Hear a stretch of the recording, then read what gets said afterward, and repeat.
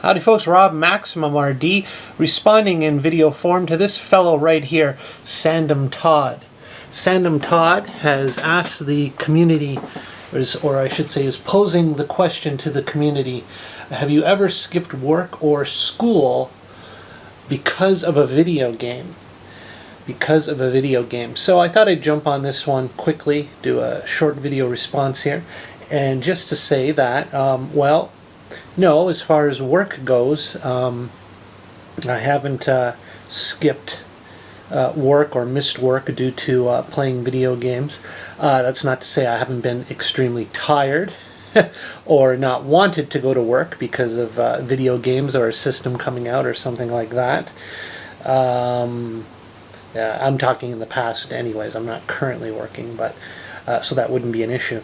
But as far as when I have been working, no, I can't quite cross that line. I'll take the punishment for being tired or for playing too many games, or simply wait and miss a console launch just so I can, not get in trouble for not showing up at work. The implications are just too great. However, as far as school goes, now that's a different story. A different story indeed. Quite often, especially back in the day, when I was a young lad, I missed quite a bit of school probably because of video games. And most often that was because we would go to malls and department stores, and we didn't have much money back then, so quite often, especially hanging around my buddy Gord at the time, we pretty much hit every mall and department store and electronics store just to check out all these wonderful games and consoles and computers that we wouldn't have had access to otherwise. A good example is downtown Toronto. There was a little store called Smart Screens, and we would go there quite often, and I would check out the ColecoVision. I would play ColecoVision. One time I went there and they had the game Miner 2049er, and the guy at Smart Screens was really great. He would just let us, stand there and basically play as much as we wanted, so that was cool. And the guy, well, not all of you would relate to this, but it was always kind of funny to me and my buddy Gord, because the guy who ran the place, I don't know if he was a manager or he just worked there or whatever, he seemed to be the only one there for most of the time. He looked like Skip Stevenson. That's a somewhat of a personality that from back in the day used to be on a show called That's Incredible. I think it was That's Incredible. Anyways, he looked like Skip Stevenson. You can Google that, whatever. And but he was cool. And then another thing would be go to a Sears department store downtown Toronto, because, well, they had a beautiful selection of games and consoles. They had the whole line of Coleco tabletop games and such. And that's probably the first time and only time I ever saw and laid my hands on a Vectrex gaming system. So yeah, we had our share of skipping school to go to department stores and electronic stores and check out games.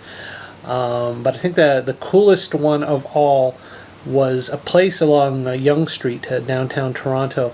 Just one of those odd little import electronics stores. They carried mostly just parts and bits and parts. Think kind of a cluttered Radio Shack, or a cluttered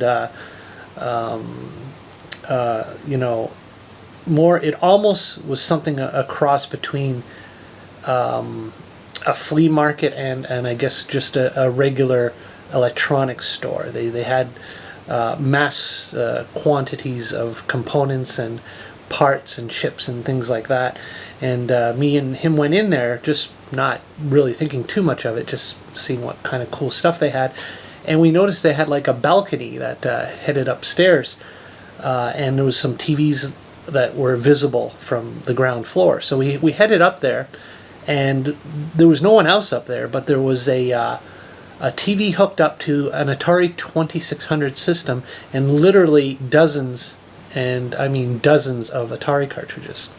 And we just sat there and played those games, no problem at all. So that was really cool. I think a lot of the customers didn't even realize that section was even there. So, or they thought that they weren't allowed up there. And thinking back on it through the years, I'm even wondering myself if it was actually meant for customers to go up there or not. I don't know. Maybe it wasn't for customers, and we just went up there and discovered this system, 2600 and games. Perhaps it was for the break time for the employees, but no one ever seemed to be up there, so I don't know. I can't really say. But yeah, that's it. That's my video and response to Sandamtod, letting you know that yeah, we definitely skipped a lot of school to go play video games at the stores.